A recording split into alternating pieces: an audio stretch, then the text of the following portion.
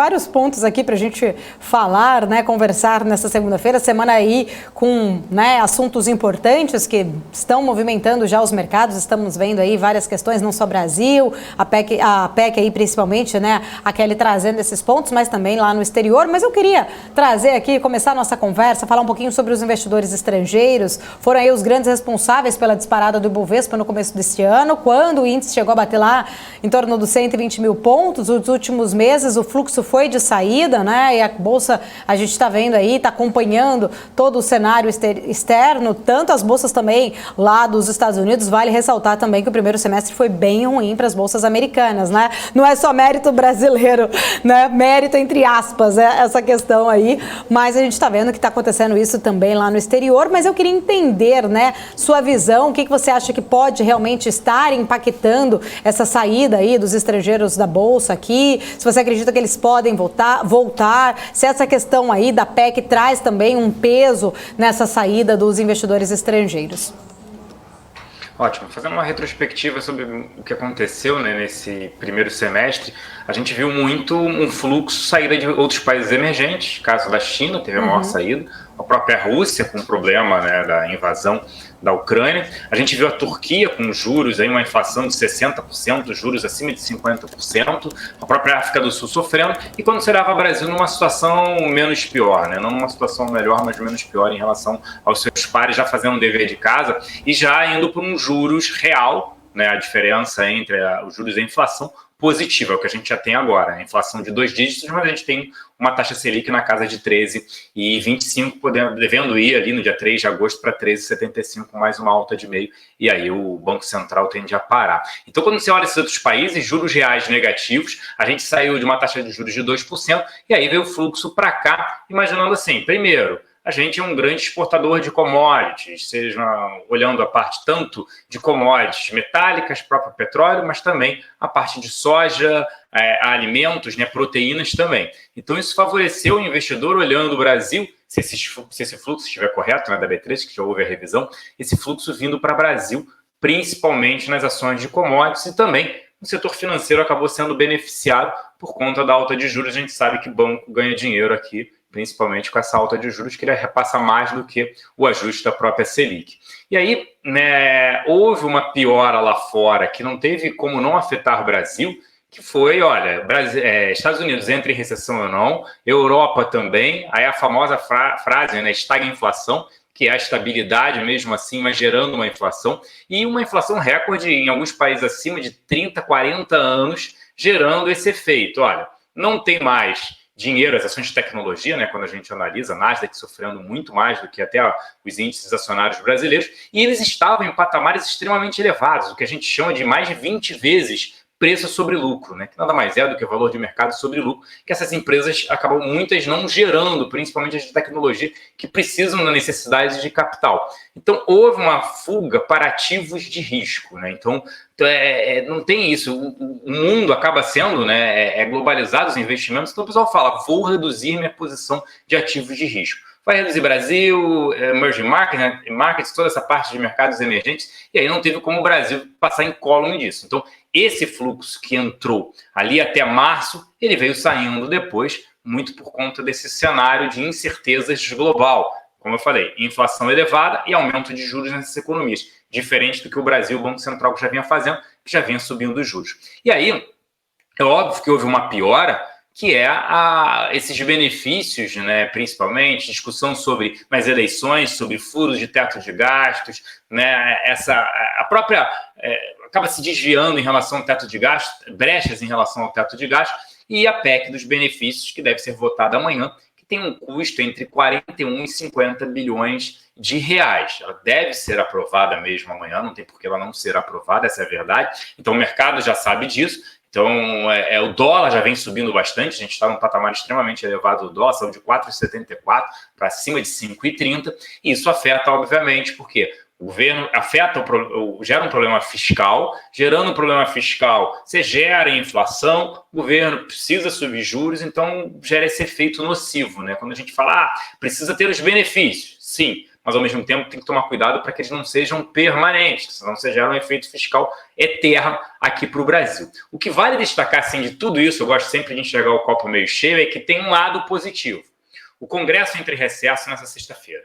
Só volta, né, eles têm essas férias longas, né, só volta em agosto. Voltando em agosto, não vai ter tempo para votar mais nada. Ele vai votar assuntos que ficaram para trás, que poderiam caducar. Então, até as eleições, após essa PEC dos benefícios, não tem nenhuma medida mais para ser votada antes disso. Então, o dado fiscal já estaria revelado, digamos assim, o impacto negativo da PEC dos benefícios, o que pode, e aí vem a segunda parte, voltar a trazer, sim, um fluxo para cá, apesar das eleições, das incertezas, mas a gente sabe que quem governa acaba sendo o Congresso e o STF aqui no Brasil, e não o Executivo, o Legislativo e o Judiciário, né, tantas interferências que fazem em relação à economia, mas gera essas incertezas, mas eu ainda vejo, principalmente porque quando a gente analisa o Brasil em relação às bolsas nos Estados Unidos, a gente está extremamente descontado, com preços assim que mesmo, mas a situação pode piorar tudo isso. Mesmo assim, o desconto, não é que não vai cair mais, mas o desconto é muito grande em relação às outras bolsas. Então, vale a pena ter bolsa, eu sempre falo isso, né? É óbvio,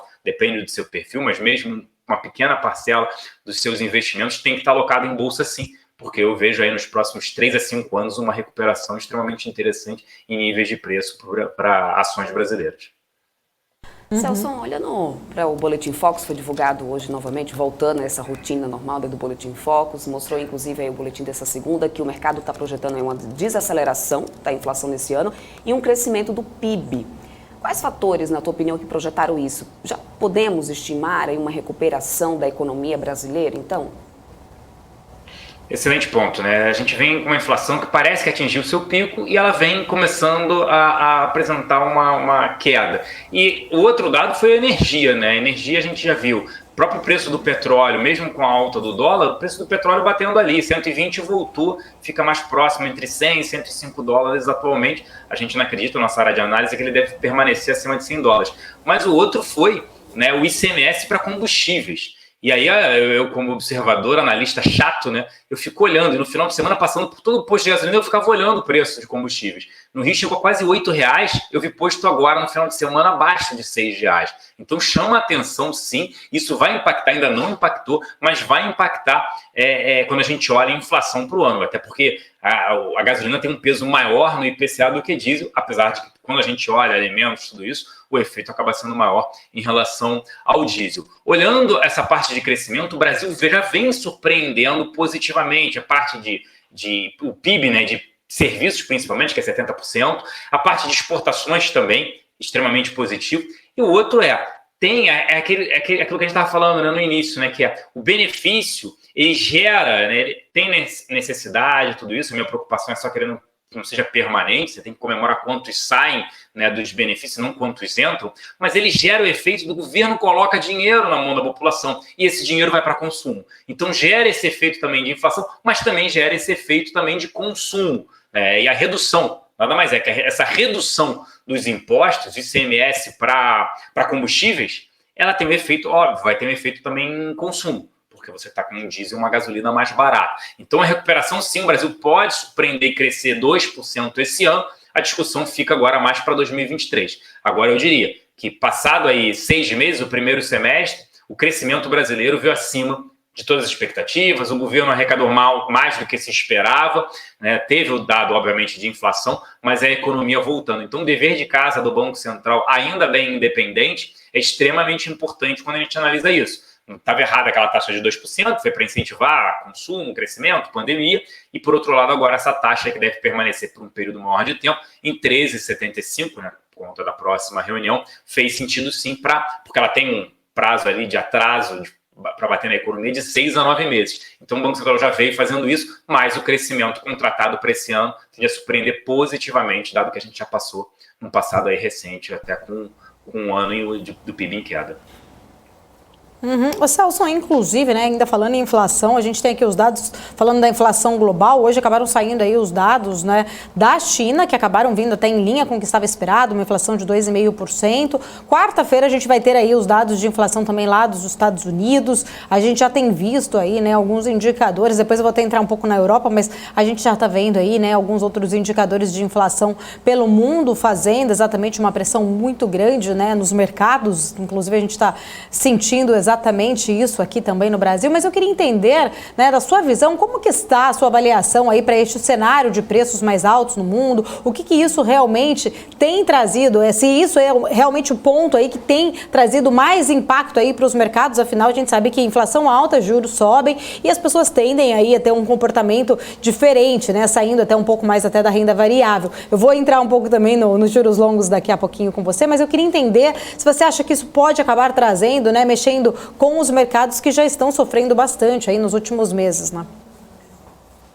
O que é interessante, né, nos estágios de desaceleração econômica que a gente está vivendo, não só no Brasil, no mundo, é que você começa com um estágio que é a confiança, que aí a confiança já vem mesmo em queda. Depois você passa para o setor imobiliário e a gente já começa a ver uma desaceleração. A economia dos Estados Unidos é extremamente ágil e rápida. Vai para novas encomendas. E aí a gente ainda não chegou, a gente vai afetar isso, a produção industrial, depois afeta consumo, depois afeta emprego. Então, quando a gente vê uma taxa do payroll, o relatório de emprego divulgado na última sexta-feira, que, peraí, esses dados aqui mostram que a desaceleração teria que ser menor nos Estados Unidos. Não, ainda vejo ela elevada, e por outro lado você tem inflação. E a inflação é o maior mal que existe, porque você tem que corrói a renda da população. Então não tem como fugir de energia, de alimentos, são itens de subsistência, essa é a verdade. Então isso afeta sim, e a grande preocupação você tem os estímulos que foram dados, os juros reais negativos em boa parte do mundo, o Brasil não foi diferente, e aí era incentivo para tudo, investimentos com baixo retorno, a gente viu aí pessoas sendo enganadas por pirâmides, essa é a grande verdade. Quando você acaba tendo juros altos e o brasileiro ele é rentista por natureza, Paulo Guedes fala isso é uma grande verdade, ele busca ativos de renda fixa, ele busca mais essa proteção, apesar de não entender ainda a marcação a mercado, isso vai começar no ano que vem, ele vai ver ali que a renda fixa pode gerar um retorno negativo, ele vai ter que tomar um cuidado em relação a isso, mas isso acaba afetando sim. E como afeta a renda variável, porque juros subindo, o investidor ele exige um retorno maior para investir em ações. Se você consegue comprar um título do governo pagando 13%, para que você vai investir bolsa? A bolsa tem que dar um retorno maior do que 13% ao ano. Então vou buscar ativos aqui que gerem 20%, 25% de retorno. Ok, mas pode cair mais.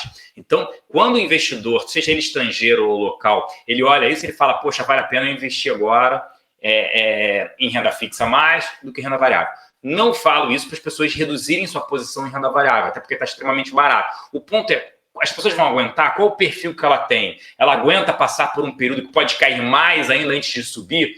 Então, é tortuoso, é paciente, precisa ser resiliente, esse é o ponto. Mas a inflação ela acaba afetando, sim, os mercados, até porque bancos centrais, as pessoas, todo mundo, ninguém imaginava que a inflação seria mais resiliente, demoraria mais tempo, porque a primeira inflação veio por conta da pandemia, essa é a verdade, por conta de política monetária, de bancos e centrais injetando dinheiro, né, nas economias para consumo, com juros baixos e botando dinheiro mesmo nas economias, e a outra foi quando a gente teve a guerra aqui na Ucrânia e a Rússia, que todo mundo falava que seria rápido e não acaba nunca, e pode demorar muito mais, gerar um efeito de crise global por mais tempo. E aí tem os efeitos ali, não só em grãos, milho, soja, mas também afeta a parte de energia, consumo e preços também. E aí tem essa fuga que é normal, né? Muita gente ali não consegue, principalmente pessoa física, fica com receio e acaba reduzindo sua posição. Eu estava vendo isso, os fundos no primeiro semestre, os fundos de ações no Brasil tiveram saques em torno de perdendo 40 bilhões de reais.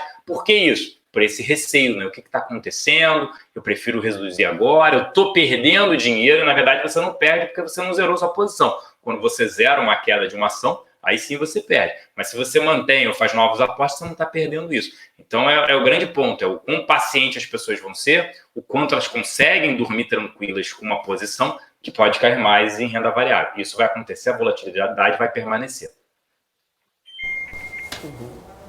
Agora, falando sobre a elevação dos juros, né, nos Estados Unidos, acendeu, né, novos alertas, né, Celso, inclusive dando sinais de desaquecimento. Você acredita que os países emergentes podem também passar por esse mesmo processo de uma recessão?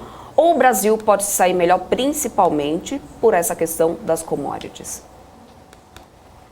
Eu acho assim, isso está começando o ciclo de alta nos Estados Unidos, começou há pouco tempo, a Europa também vai começar agora, a Reino Unido já começou anteriormente, o Brasil já começou lá atrás, essa é a grande verdade. Tem esse lag ali, essa demora para bater na economia, até 9 meses, então isso demora, apesar que os Estados Unidos é muito dinâmico, mas isso também já vem acontecendo em outros países, é que alguns não conseguem resolver os seus problemas, né? O caso da Argentina com 50% de taxa de juros, a própria Turquia também, e na Turquia o Banco Central não é independente, o Erdogan vai lá e fala, não aumenta mais juros porque não faz sentido. Mas ela já vem sentindo, é o caso do próprio Chile, mudança de governo, aí manifestações, e a gente vê as principais manifestações são por conta da inflação, não adianta, é a inflação que bate nos preços, nos ativos, e isso afeta como um todo, né? Você tira o poder de renda, né, de consumo, e poxa, você deixa de comprar algo porque a comida subiu, porque a energia subiu, então não tem como fugir. Isso já vem acontecendo, eu diria que a gente está numa situação menos pior, porque já houve essa elevação antes, né? O nosso problema hoje é um fiscal, são esses benefícios o governo acabou gastando percentualmente do PIB como um país desenvolvido, né? É óbvio que é difícil ver, enxergar, você tem uma inflação ainda elevada, mas quando a gente compara com o Chile, por exemplo, a gente tem uma inflação muito parecida. Não vou nem dizer Turquia e Argentina, porque a outra é a inflação muito mais elevada do que a nossa aqui. Mas a gente é afetado, não tem como fugir disso. Foram tomadas medidas para isso, por causa da redução dos impostos, principalmente de combustíveis. Isso é bom, sou totalmente a favor da redução de impostos, porque o Estado é extremamente grande, gigante, pesado, e a gente que o sustenta, quando você puder reduzir mais ainda, isso é benefício. Então, para analisar isso, mas grande parte, infelizmente, da população ainda não entende isso, acha que o Estado é provedor e ponto, mas esquece dos impostos. Então, a gente é afetado, vai continuar sendo afetado ainda, vai passar por uma taxa de juros ainda elevada, devendo terminar o ano que vem ainda não em 2 dígitos, mas próximo a 10%, 10 alto, né, entre 10% e 11%, dependendo da inflação virando para 2024, pode ser sim que a gente volte a ter uma taxa de 1%, ou 1 dígito.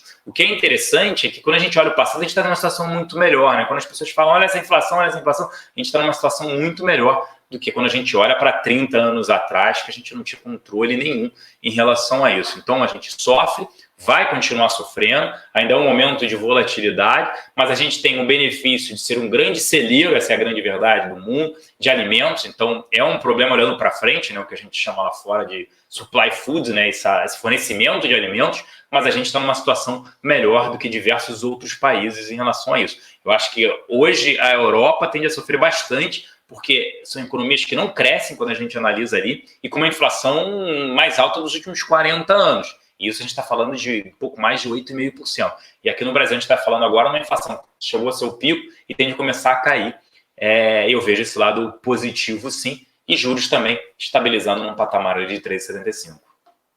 Ô Celso, e ainda falando sobre essa pressão toda, né, principalmente lá nos Estados Unidos, você acredita que a gente já vai começar a realmente ver isso nos resultados das companhias? Essa semana já começam aí, né, as companhias já começam a divulgar essa temporada de balanços, temos aí também nos próximos dias a divulgação aqui no Brasil, mas especificamente, né, você acredita que lá nos Estados Unidos talvez a gente veja aí, né, números mais pressionados agora?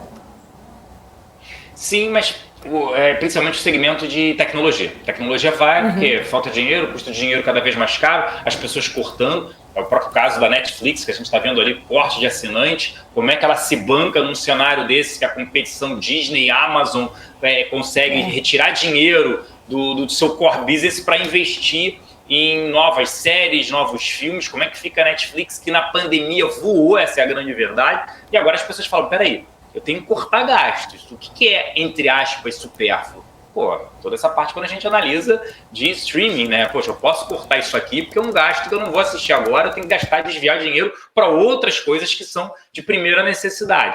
Então, tecnologia, para mim, sofre primeiro, essa é a grande verdade. É quando a gente fala até troca de celular, gastos que as pessoas não vão precisar fazer, automóveis, esse tipo de coisa. Olhando para o outro lado, ainda vejo bancos ainda com resultados fortes, até por conta de alta de juros, a gente ainda não viu isso bater na inadimplência, e ainda consumo ainda com bons resultados, porque pega a fotografia e o retrovisor, né? A gente está falando de final de junho.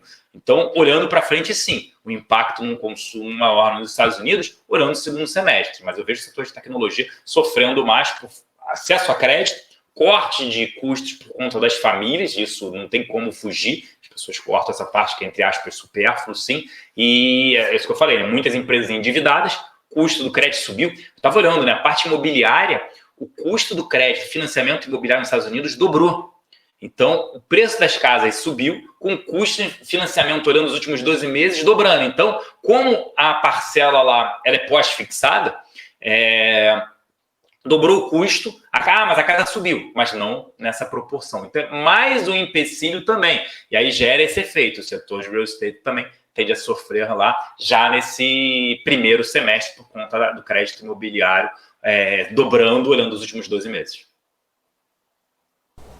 Bom, pode falar, Débora, fica à vontade. Vamos lá. Eu ia trazer um pouco esse cenário de aversão ao risco. Até trouxe aqui, você está falando de tecnologia, o setor inteiro hoje aqui também em queda. A gente tem a curva de juros aí toda estressada do início ao fim, né, Celso?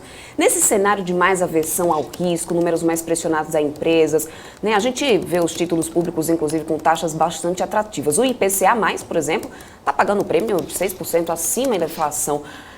Que avaliação você faz sobre esse cenário? Acha que pode ser uma oportunidade, talvez, que o investidor deva olhar com um pouco mais de carinho?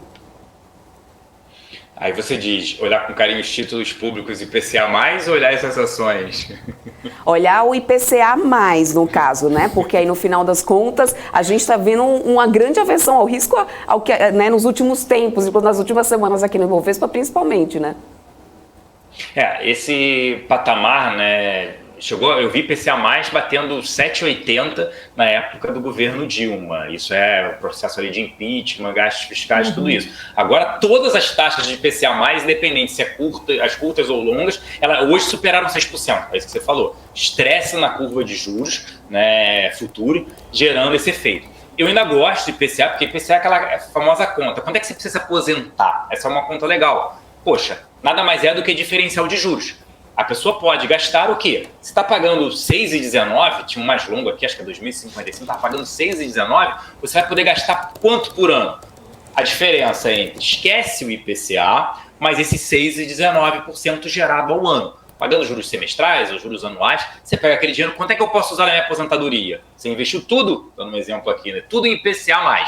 Comprou um título 2055, que paga 6,19. Você tirando o imposto de renda, você vai poder utilizar aquele 6,19%, porque o restante está protegido da inflação. Então, é interessante ter esses títulos, sim, ainda mais com a taxa atual, mas a gente começa a olhar, dado que a gente chegou provavelmente numa inflação no pico e tende a cair, pré-fixado, olhando para curto prazo, começando a ficar bem interessante também. A gente não recomendava pré-fixado, preferia o pós-fixado à inflação, e no Brasil a gente brinca que você pega financiamento pré-fixado, mas investe em pós-fixado, porque você não sabe o dia de amanhã, a inflação sempre surpreende negativamente aqui no Brasil. Então, mas é interessante ainda tê-los, o IPCA+, ainda mais essa taxa de juros real acima de 6%. A gente está começando a falar de pré-fixado, porque acredita que na curva de juros, né, de inflação, ela atingir um pico, ela pode começar a ceder, e aí você está ganhando ali, fixando um pré, 13%, 14%, tem alguns títulos até 15% crédito privado, você tem um diferencial de juros interessante. O que vale é não zerar sua posição em renda variável, dependendo dos ativos. A gente gosta de geradoras de caixa, ainda ativos commodities, setor financeiro que gera retorno em períodos de alta de juros também, então voltados para o mercado doméstico, mas alguns ativos que não geram caixa, que precisam de crescimento muito grande, tem um valuation muito elevado, não faz sentido no momento como esse. Vamos sofrer, continuar sofrendo aqui no Brasil. E setor aéreo, né, que eu vi que no início estava falando de queda, eu particularmente nunca gostei muito do setor aéreo, porque se a gente olha até, 20 anos atrás, não existiam as empresas que estão aí hoje. Só a Gol que estava começando. E todas as outras, elas morreram. Transbrasil, Vasco, Varig, a própria Avianca aqui no Brasil, a TAM virou Latam e assim vai. Então é um setor que tem ali, é muito difícil ele sobreviver, ainda mais em momentos de crise. E esse crise que a gente está vivendo agora de combustíveis. Tá certo, Celso. Eu quero agradecer imensamente, já estamos aqui na nossa reta final. Muito obrigada pela sua presença, como sempre, toda segunda-feira, pelos seus esclarecimentos. Até segunda-feira que vem. Até segunda-feira que vem. Boa semana a todos nós. Um grande abraço. Tchau,